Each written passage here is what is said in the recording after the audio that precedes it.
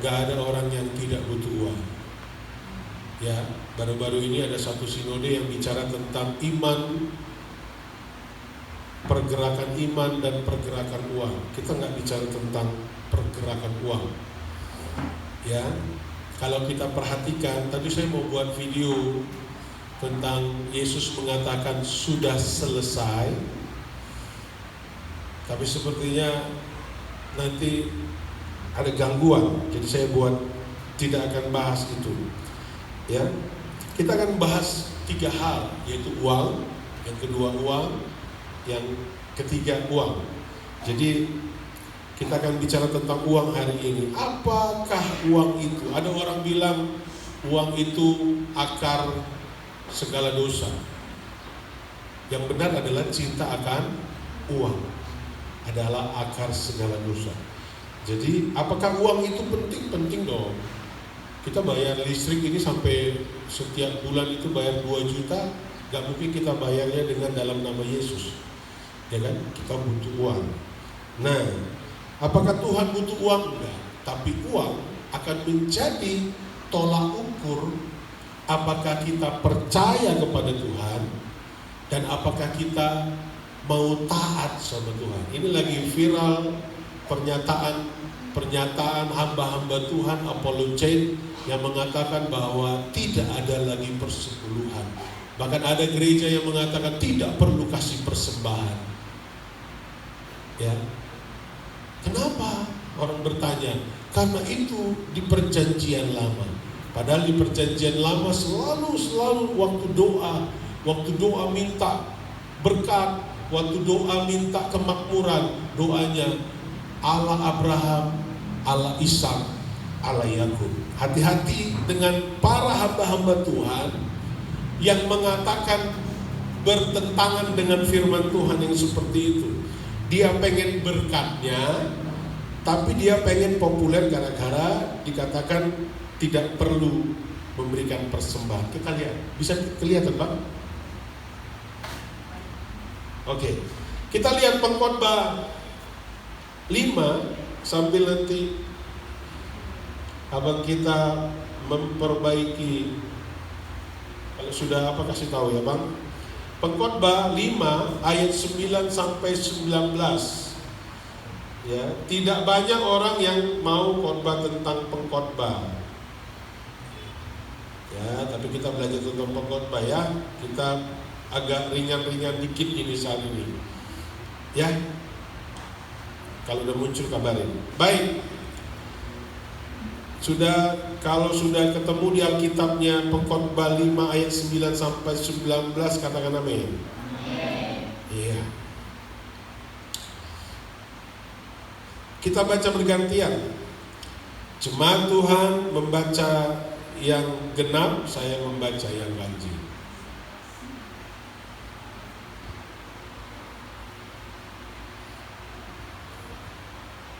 Yang tadi nggak bisa ya Bang? Itu apa ya? PowerPoint. Keluar aja dari apa? Dari Easy Worship. Kita tunggu ini karena tidak nanti operator proyektor tidak perlu bolak-balik mati-matikan ya.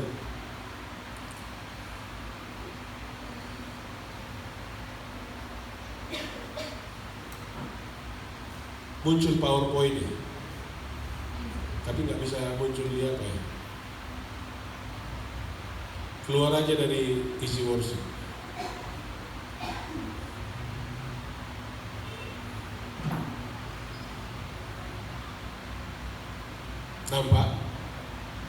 Nampak?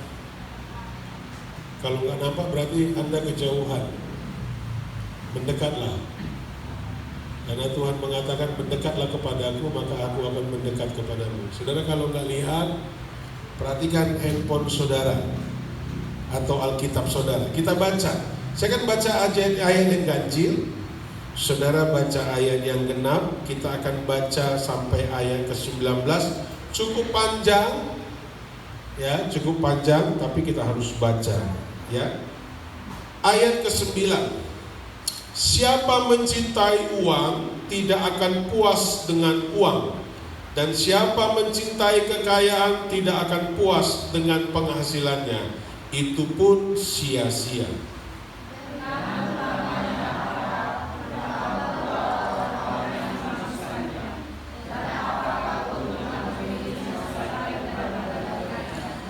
Enak tidurnya orang yang bekerja baik, ia akan makan sedikit maupun banyak. Tetapi kekenyangan orang kaya sekali-kali tidak membiarkan dia tidur.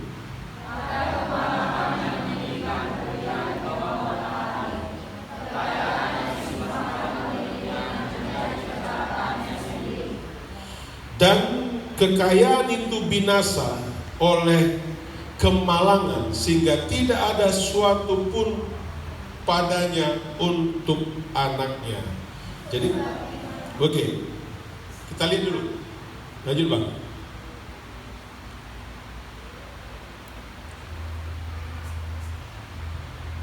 Tanda panah ke bawah aja.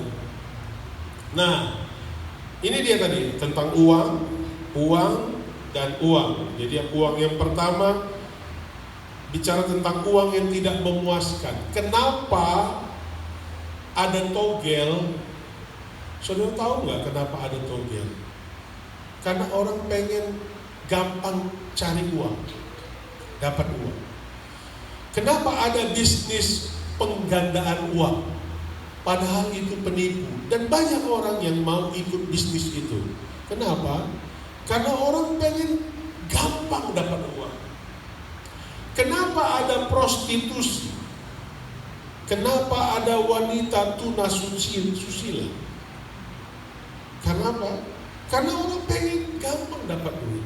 Kenapa orang berani sudah jelas-jelas kalau tertangkap membawa sabu-sabu atau narkotika, itu pasti hukumannya berat. Kenapa orang mau melakukannya? Karena orang membutuhkan uang dengan gampang. Kenapa orang merampok?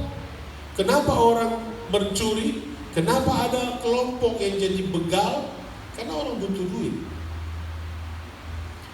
Dan duit itu ada istilah orang sekarang dikatakan uang itu apa? Uang setan dimakan hantu. Kenapa? Uang dari kejahatan akan dihabiskan dengan kejahatan juga. Baru-baru ini ada artis yang katanya sudah bertahun-tahun menghisap ganja. Dia ngartis, uang ngartisnya, uang jadi selebgramnya, dia belikan ganja. Jadi apa yang dia cari habis, tak ditinggalkannya pun sedikit pun untuk anak-anaknya. Ayat 13 tadi kita katakan itu. Dan kekayaan itu binasa oleh kemalangan, sehingga tidak ada suatu pun padanya untuk anaknya. Jadi uang itu baik, tapi uang itu pun bisa membuat saudara menjadi orang jahat. Kita lihat ayat 14. Jemaat Tuhan lanjutkan ayat 14. Lihat Alkitab saudara. 2, 3, ya.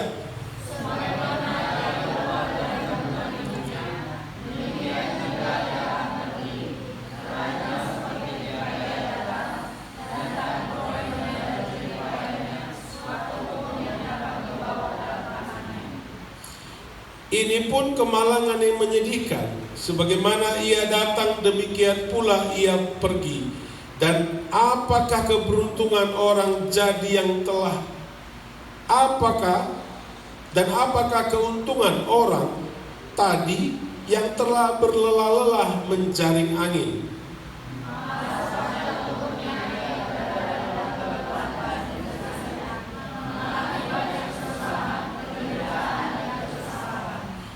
Lihatlah, yang kuanggap baik dan tepat ialah kalau orang makan, minum, dan bersenang-senang dalam segala usaha yang dilakukan dengan jerih payah di bawah matahari, selama hidup yang pendek yang dikaruniakan Allah kepadanya, sebab itulah bagiannya.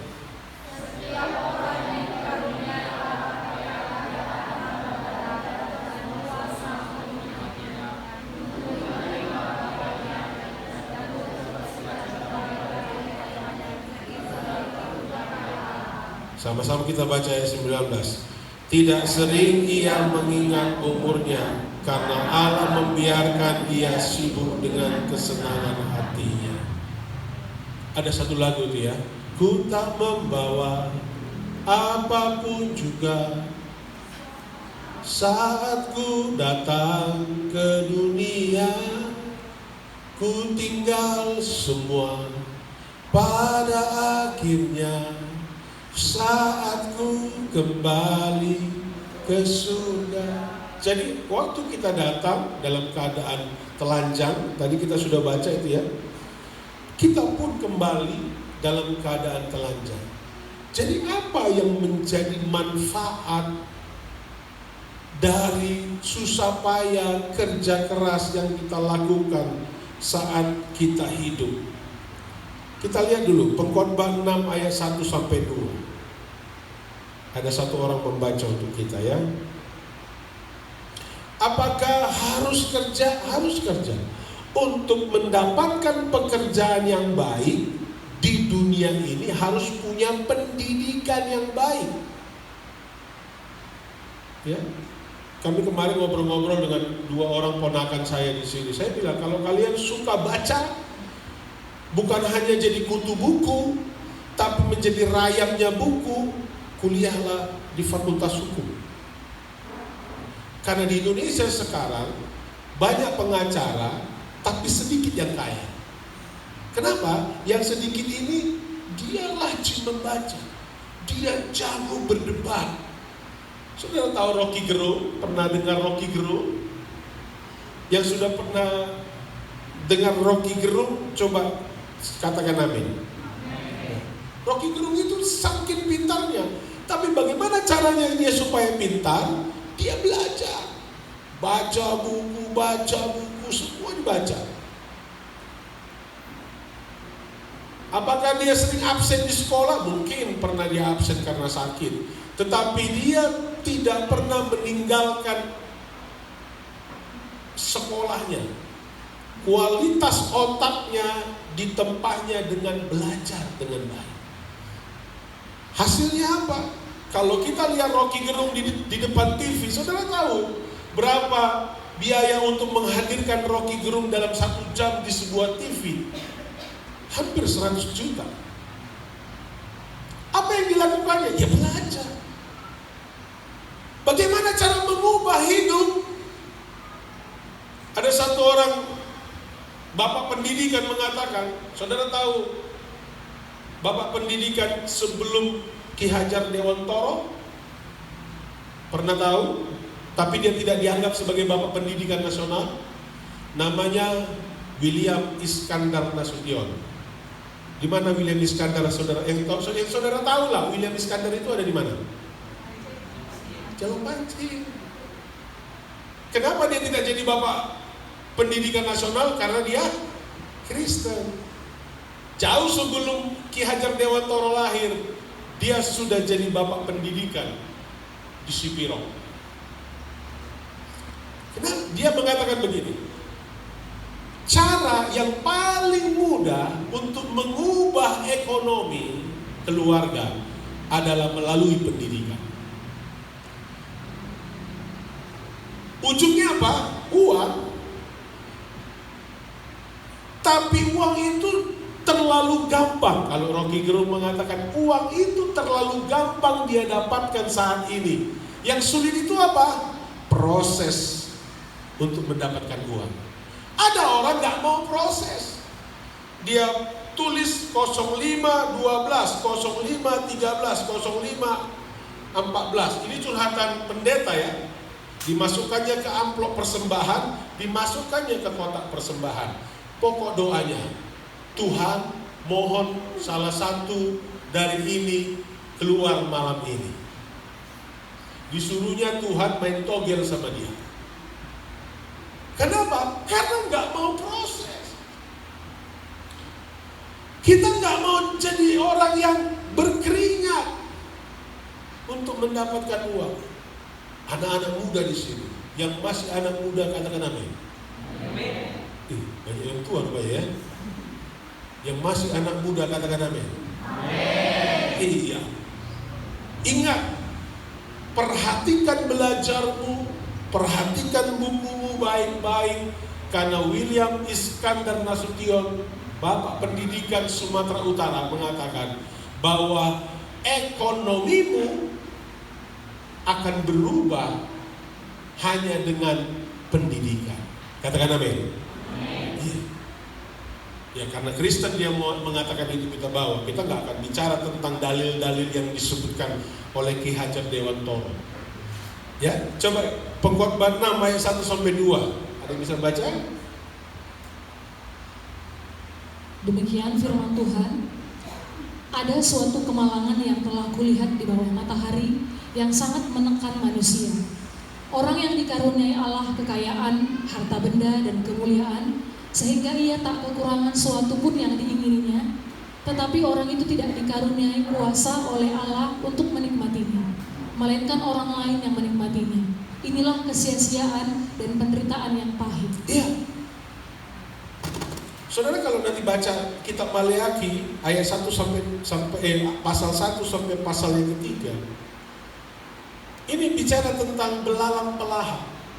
Sekaya apapun kamu, kalau kamu tidak setia kepada Tuhan, kalau kamu tidak taat, bahkan sesulit apapun engkau mendapatkan rupiah, bilang kau tidak taat. Nanti baca ya Maleakhi, saya nggak akan baca itu. Saudara nanti baca Maleakhi 1, Maleakhi 2, Maleakhi 3 sampai terakhir ya. Kalau engkau tidak setia, maka yang memakan hasil jeripayahmu adalah belalang pelahap dan belalang pengering. Ada orang yang berpenghasilan besar dalam hidupnya, tetapi dia hanya mengandalkan kekuatannya sendiri. Apa yang terjadi? Habis dimakan belalang pelahap, habis dimakan rumah sakit. Sakit. Tidak dinikmati. Apa yang harus dilakukan? Kita harus mulai. Ya, kita harus mulai saat kita mencari uang, saat kita mulai belajar sungguh-sungguh, kita minta Tuhan menolong kita. Katakan kanan kirimu, Tuhan menolong saya. Hanya dengan pertolongan Tuhan. Ada orang yang berpenghasilan 100.000 satu hari, damai benar-benar. Tapi ada orang yang berpenghasilan 10 juta sehari, kawin cerai. Bertengkar saja suami istri. Ada baru-baru ini konten kreator ini ya, dari Medan. Sukunya suku Karo, tapi mereka tinggalnya di Jambi. Wah, konten kreator. Setiap hari dia dapat 10-20 juta per hari. Ujungnya apa? Hanya karena hal-hal yang sepele, bisa harta bagi dua. Anaknya pun kalau bisa dibagi dua, ya karena satu ya kan, nggak bisa dibagi dua. Jadi benar-benar harus hati-hati. Jangan sampai saudara yang bekerja keras, anak-anak muda yang belajar sungguh-sungguh, itu malah tidak menikmati hasilnya. Karena apa? Tidak mengandalkan Tuhan. Ada ketemu beberapa minggu yang lalu, kenapa tidak ibadah? Ya Pak, banyak tugas kami Pak, banyak PR kami Pak. Kenapa nggak beribadah? Karena banyak tugas diberikan oleh guru. Gurukah yang memberikan engkau masa depan? Apakah hanya 2 jam itu membuat engkau tidak menyelesaikan tugasmu? Hati-hati. Kita lihat ada gambar ini. Ini ada gambar suami istri. Kalau terang tadi nampak dia ya, agak gelap. Ya nanti kalau saudara diberkati, kita diberkati, kita nggak pakai proyektor. Ya, mahal banget harganya, nggak kelihatan. Bagi lagi. Nah, gambar tadi itu udah sempat lihat ya. Gambar tadi itu gambar suami istri. Istrinya, kalau kita lihat gambar aslinya, istrinya sedang membaca Alkitab. Nah, suaminya sedang menghitung uang. Ya, suaminya ini punya bisnis bank jalanan, bahasa aslinya rentenir. Istrinya sedang baca Alkitab. Gambaran yang disampaikan oleh lukisan ini adalah, walaupun istrinya sedang baca Alkitab, tangannya ada di Alkitab, tapi matanya ada kelihatan? Ke uang. Ya. Ada satu guru di sini namanya Pak Sam. Dia bilang di kampungnya orang akan berbondong-bondong. Begitu didengar datang orang dari kota, udah cair BLT, sudah cair, sibuk semua mandi, sibuk semua pakai pakaian yang terbaik. Mari kita ke kota, gajian kita. Kenapa? Karena orang suka uang yang gampang. Jadi yang mau disampaikan yang pertama, hati-hati dengan uang, karena uang bisa membuat kita jadi seorang pencuri. Contohnya apa, Pak? Waktu kita lihat ada teman kita punya ballpoint yang bagus, kita tahu harganya itu mungkin sekitar 10.000, uangmu nggak ada untuk membeli ballpoint harga 10.000, akhirnya kau curi ballpoint orang. Kenapa? Karena kau tidak punya uang untuk membeli ballpoint itu. Kenapa kau ambil ballpoint itu? Karena engkau pengen dapat ballpoint itu secara gampang, tanpa mengingat bahwa mencuri itu adalah dosa. Baik, itu ya gambarnya ya. Istrinya melihat ke apa? Itu yang dipegangnya Alkitab. Kalau gambar aslinya itu ada gambar Bunda Maria sedang menggendong Yesus. Jadi dia arah pandangannya itu ke uang. Ya, ini baru-baru ini kan ada itu viral ya. Suami istri yang lagi duduk makan, tiba-tiba suaminya letakkan uang segepok di depan istrinya, ya. Bahkan ada itu yang dari siaran ketawanya kayak nenek lampir, jadi duit. Nggak diperhatikannya lagi, suaminya lagi minum kopi atau lagi makan, dia nggak perhatikan lagi. Peduli amat sama suami yang ngasih duit, ada duitnya di sini. Hati-hati, ya, karena uang bisa jadi akar kejahatan. Lanjut Bang. Uang dan kekayaan menggoda kita, membuat manusia dibius, terlena dan gelap mata. Ya, tiba-tiba ada jatuh uang, ya kan? Contoh lah ya, segepok. Contohlah segepok, ya kan?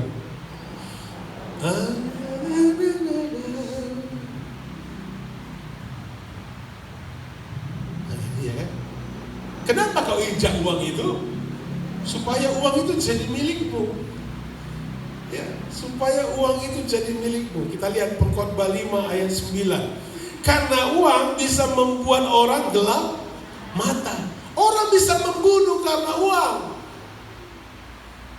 Orang bisa jadi begal karena uang. Kita lihat Pengkhotbah 5 ayat 9. Tadi kita sudah baca. Coba satu orang baca untuk kita.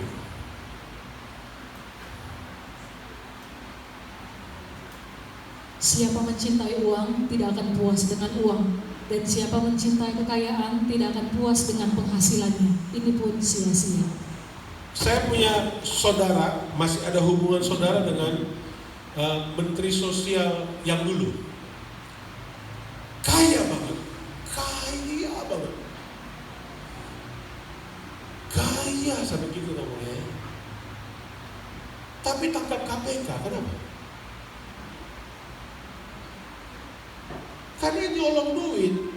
Padahal kalau kita bilang seberapa kaya dia, kaya banget, sampai pakai hal banget, kaya banget. Pengkhotbah 5 ayat 9 dikatakan, siapa mencintai uang tidak akan puas dengan uang.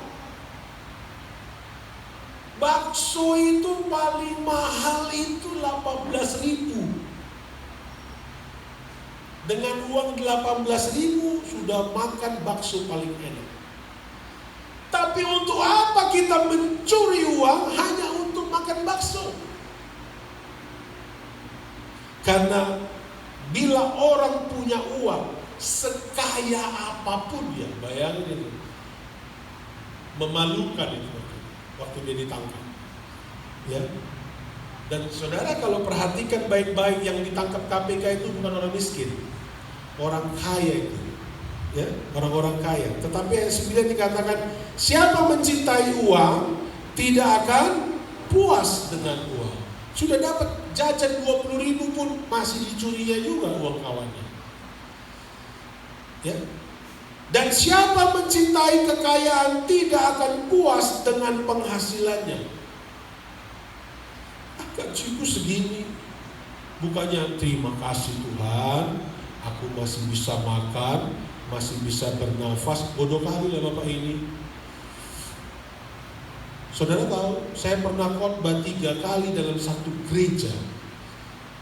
Aqua 1 botol pun gak dikasih. Pelit kali pendetanya. Iya jelas. Jelas banget. Saya naik mobil ke tempat dia itu habis 200.000 bensin. Begitu saya selesai 3 kali ibadah, 2 kali ibadah, 1 kali menyampaikan pesan-pesan kepada para pengerjanya. Terakhir dikatakan terima kasih ya Pak, sampai jumpa. Terus saya ketemu dengan Pak Ramses Manulang dan dia khotbah juga di situ. Saya lihat sudah 3 kali dia khotbah. Saya tanya, berapa kamu dikasih untuk ongkos pulang? Ya, proyek thank you, proyek terima kasih. Jadi kalau saudara bisa dapat uang, bisa dapat gaji, bisa bekerja dan digaji, ucapkanlah syukur. Bayangin khotbah 3 kali. Terima kasih ya Pak, sampai ketemu lagi. Ya apa kalau diundang datang juga. Ya, puji Tuhan, jemaatnya mungkin tidak seperti gembalanya. Saya pernah di khotbah, kalau pernah dengar namanya Riau, ada kota Kerinci. Antara kota Kerinci dengan Jambi ada namanya daerah Air Molek. Dari Pekanbaru saya ongkosnya ke sana hampir 100.000. Sampai di sana saya khotbah, jemaatnya 300 orang sekali datang. Apa yang diberikannya? 1 botol aqua. Saya nggak sebut nama gereja ya. 1 botol aqua. Dan saya pulang ke Pekanbaru dengan ongkos saya sendiri.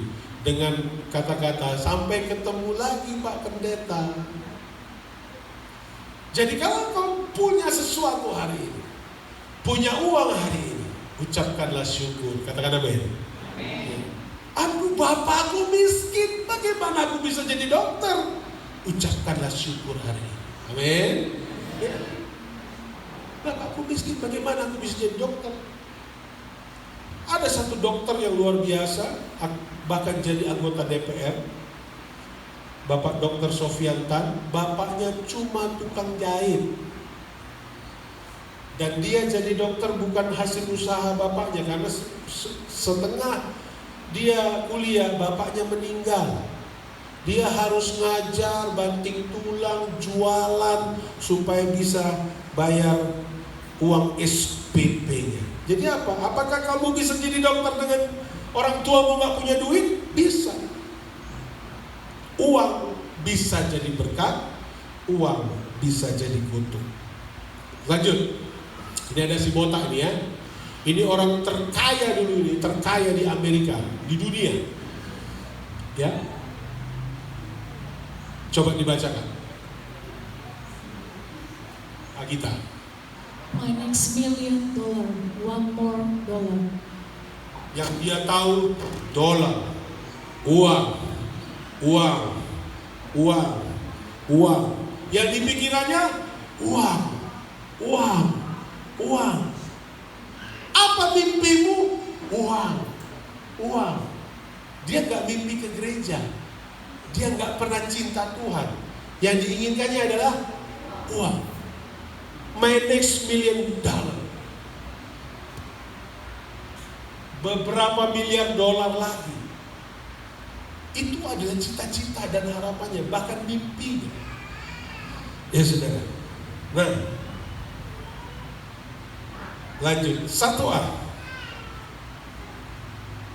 Semakin banyak uang, harta yang kita miliki bukan semakin puas, namun semakin merasa tidak puas. Kunci pintu depan belakang ya, nanti masuk orang. Karena apa? Dia simpan uang di rumahnya. Iya kan? Gak bisa tidur. Ya, gak bisa tidur. Ya, di situ dikatakan, saudara perhatikan, masalah ketidakpuasan itu bukan dari beberapa banyak yang kita miliki. Kita bisa punya banyak uang ataupun sedikit, ketidakpuasan itu selalu ada. Akar permasalahannya adalah di dalam hati kita. Ku mau cinta Yesus selamanya, pikirannya entah di mana. Tapi bibirnya mengatakan cinta. Ku tetap cinta. Nah, hati yang paling penting. Jadi semakin banyak harta yang kita miliki, semakin kita tidak puas. Ya, makanya orang-orang kaya itu banyak yang korupsi. Lanjut. Ini ada satu orang mengatakan, keberdosaan hati manusia menyebabkan kita memiliki segala sesuatu yang kita miliki saat ini selalu tidak cukup. Jadi rasa tidak cukup itu karena kita berdosa. Motivasi hati kita ini salah. Wah, pendeta kami bicaranya persepuluhan aja. Persepuluhan aja. Pendeta kami bicaranya tentang persembahan. Persembahan. Dia nggak tahu, nggak punya duit. Nah, itu dia. Ya.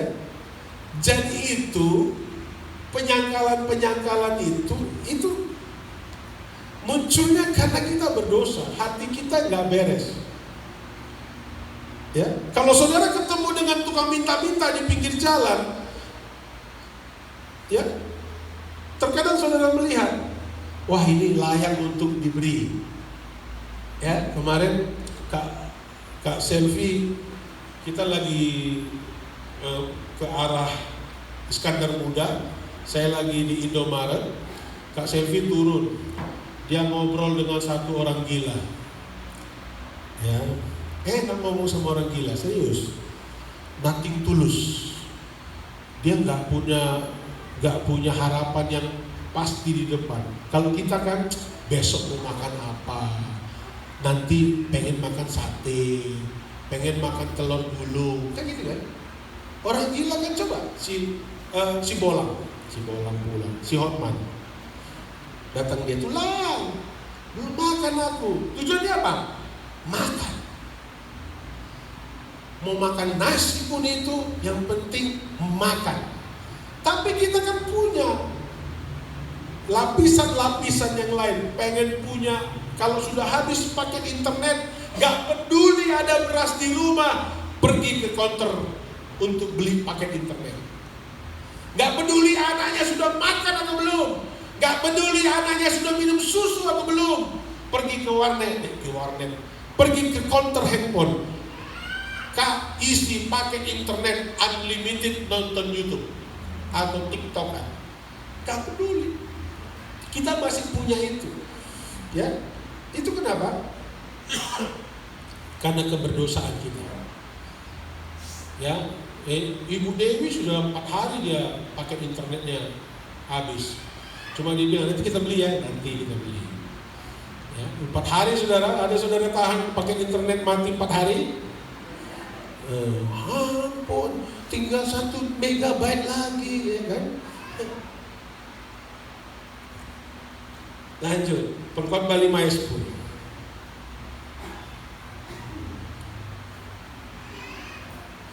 Nyanyilah kan, nyanyi, dibukalah TikToknya. Nyanyi lagi, tiba-tiba mati. Ini kan habis paketnya kan, datang sama bapaknya, beli paket lah Pak. Padahal bapaknya mikir, besok mau makan apa? Pengkhotbah 5 ayat 10, coba Kak Agita dibaca. Demikian firman Tuhan. Dengan bertambahnya harta, bertambah pula orang-orang yang menghabiskannya. Dan apakah keuntungan pemiliknya selain daripada melihatnya? Harta boleh bertambah, uang boleh bertambah, tapi itu bisa habis seketika. Selanjutnya, 1B. Semakin banyak uang atau harta yang kita miliki, semakin banyak orang yang menginginkannya.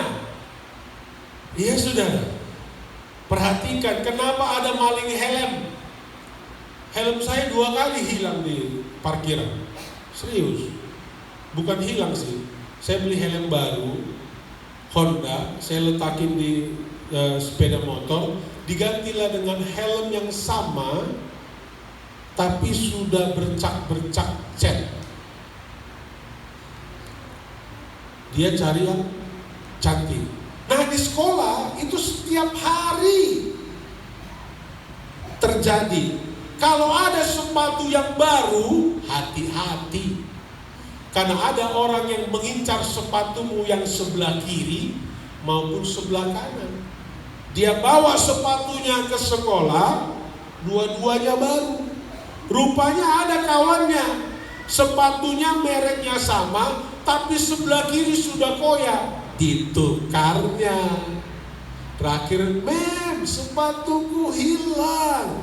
Karena apa? Semakin ada harta kita, semakin banyak orang yang menginginkannya. Ya, saya punya ponakan namanya Viola. Bulan pertama dia masuk kelas 2, sepatunya hilang. Dia pulang jalan kaki ke rumah, gak pakai sepatu. 1 bulan sebelum dia pindah ke Palembang, ada nongkrong sepatu mirip sepatu dia, tapi baru. Ditanya, siapa yang punya? Gak ada yang ngaku. Saya ambil. Sepatumu hilang kan? Iya tulang. Ini sepatumu. Ore, sepatu baru. Mungkin itu sepatu dia yang dulu, lupa dibawa pulang sama yang mengambilnya dulu. Ya, siapa kemarin tuh dapat sepatu baru? Si David ya? Senang dia, sampai bangun cepat, sarapan cepat. Bukan mamanya yang beli sepatu baru, maksudnya hilang sepatunya, dia dapat sepatu baru juga di sekolah. Hati-hati, semakin banyak milikmu, semakin banyak orang yang. Lanjut, Pengkhotbah 5 ayat 10.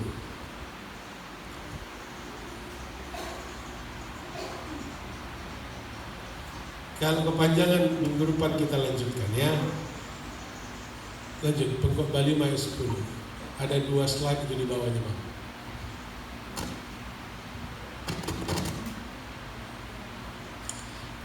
Yuk Kak Agita bisa baca?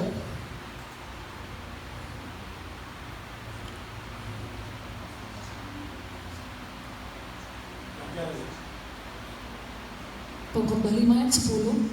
Dengan bertambahnya harta, bertambah pula orang-orang yang menghabiskannya. Dan apakah keuntungan pemiliknya selain daripada melihatnya? Pengkhotbah 5 ayat 11. Enak tidur ayat 11. Enak tidurnya orang yang bekerja, baik ia makan sedikit maupun banyak, tetapi kekenyangan orang kaya sekali-kali tidak membiarkan dia tidur. Ya. Jadi kalau kita kerja, ya, kita bisa makan, kita digaji, enak tidurnya. Saya pernah buat status, nanti saudara jawab ya, di Facebook. Saya buat begini. Capek, lelah, sakit bekerja, mana lebih baik daripada capek, sakit, lelah, nggak bekerja? Mana paling nggak enak? Sakit, capek, lelah, semua ada di situ. Yang pertama bekerja dia. Yang kedua, gak bekerja. Capek, lelah, sakit. Saya pernah, itu jadi perdebatan. Kenapa? Karena orang pengen gak perlu kerja, tapi hidup enak. Itu makanya saya katakan kenapa ada togel. Tetapi jauh lebih enak kita lelah, capek. Wah, saudara, kerja itu capek. Gak ada kerja yang gak capek. Contohnya Bang Yos, mana Bang Yos? Baru dia. Ya kan? Lumayan agak nampak pipinya sekarang. Awal-awal kerja kan, pipinya malah makin hilang ya kan. Masuk kerja, berangkat dari rumah jam 12 siang. Ada lagunya itu, lagu pergi pagi pulang pagi, hampir kayak gini. Tadi jam berapa kau pulang, Bang? Tadi jam berapa kau pulang? Semalam kau pulang jam 11. Sebelumnya pulang jam berapa? Jam 4 pagi. Pergi pagi, pulang pagi. Apakah lelah? Iya. Tidak ada yang gak lelah di dunia ini. Selanjutnya yang 1C, semakin banyak uang, kita sering juga semakin susah tidur. Apakah gak baik punya uang banyak? Enggak juga. Itu di hati kita, di hati, di pikiran. Kalau kita pikirkan uang kita terus-terusan, di mana uangmu berada, di mana hartamu berada, di situ hatimu berada. Ya, 1D.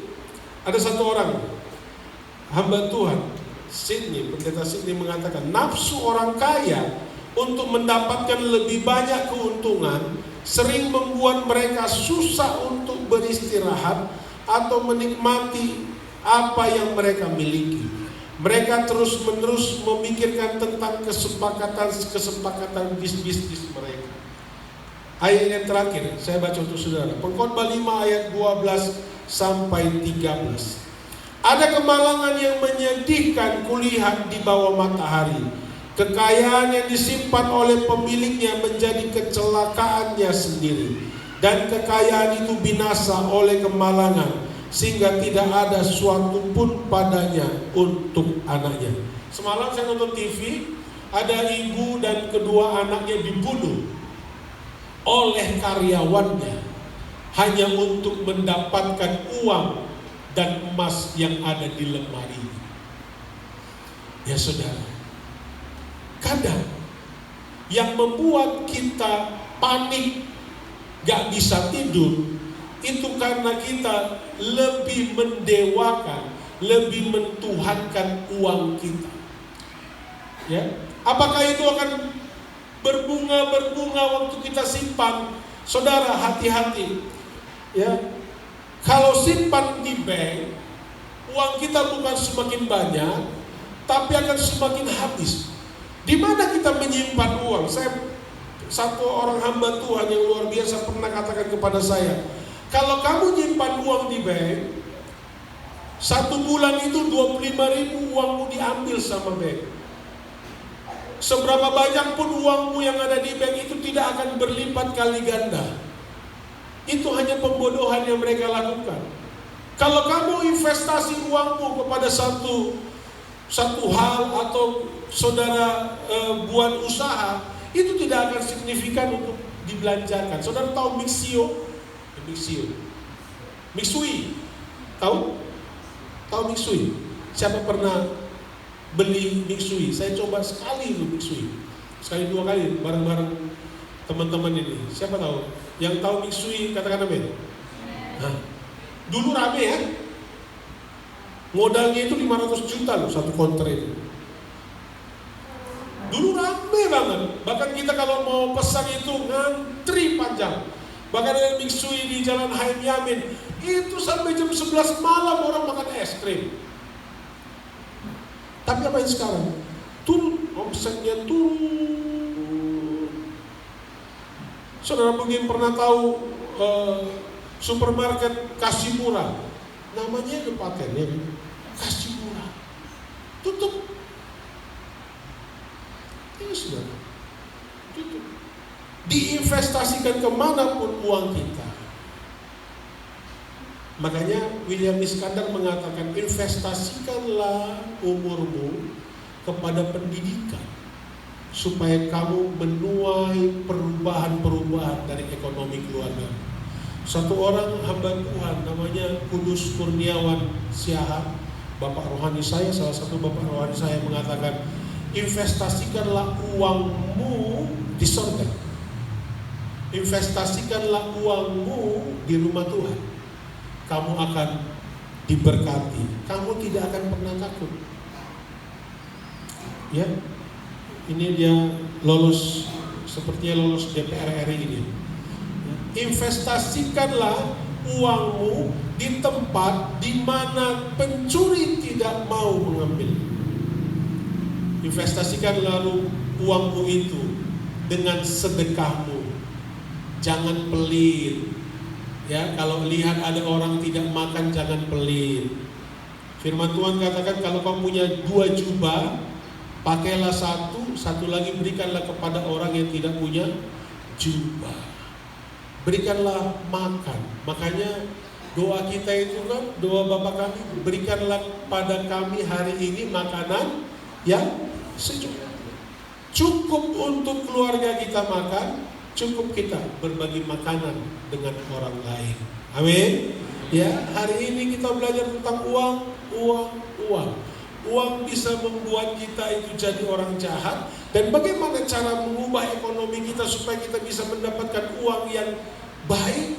Investasikan hidupmu di pendidikan. Dan bagaimana orang-orang tua, kita orang-orang yang profesional bisa menginvestasikan. Kemana kami harus menyimpan uang kami? Simpanlah uangmu pada Tuhan. Bagaimana caranya? Nanti kita diskusikan sama-sama. Kalau di sini panjang banget. Ya, jangan pelit. Katakan kanan kirimu, jangan pelit. Iya, jangan pelit sama aku khususnya bilang, ya kan? Baik, kita bagi berdiri. Selagi kamu masih punya waktu, berikanlah waktumu. Jadi investasi di hadapan Tuhan itu apa? Waktu kamu harusnya bekerja hari ini, menghasilkan uang hari ini. Hari ini seharusnya saya khotbah di tempat lain. Lumayan, bisa nginap Mickey Holiday, tapi saya nggak bilang sama ibu. Pasti ibu marah. Mickey Holiday, ya 1,5 juta lah, bisa dapat. Nah, bagaimana namanya menginvestasikan hidupmu kepada Tuhan? Kau lupakan uang 1,5 juta dan khotbahlah di sini. Menginvestasikan hidupmu di hadapan Tuhan. Yang tadinya kau bangun tidur bisa jam 12 siang hari ini, karena hari Minggu libur telah tiba. Tapi kau bangun jam 8, mandi dan buru-buru ke tempat ini. Itu namanya menginvestasikan. Ya, memberikan hidupmu. Persembahkanlah tubuhmu sebagai persembahan yang hidup, yang kudus dan berkenan di hadapan Tuhan. Ada tamu hari Minggu, tapi kau katakan kami ibadah dulu. Walaupun dia marah-marah, kami sering dulu mengalami itu. Gak sopan kalian. Mana yang paling utama? Beribadah kepada Tuhan. Itu namanya menginvestasikan.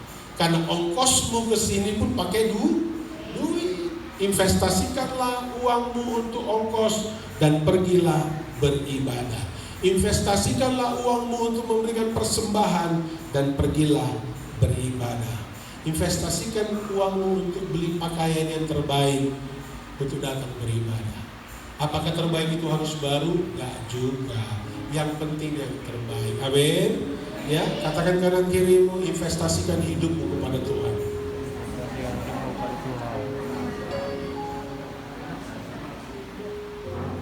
Ku ada sebagaimana ku ada.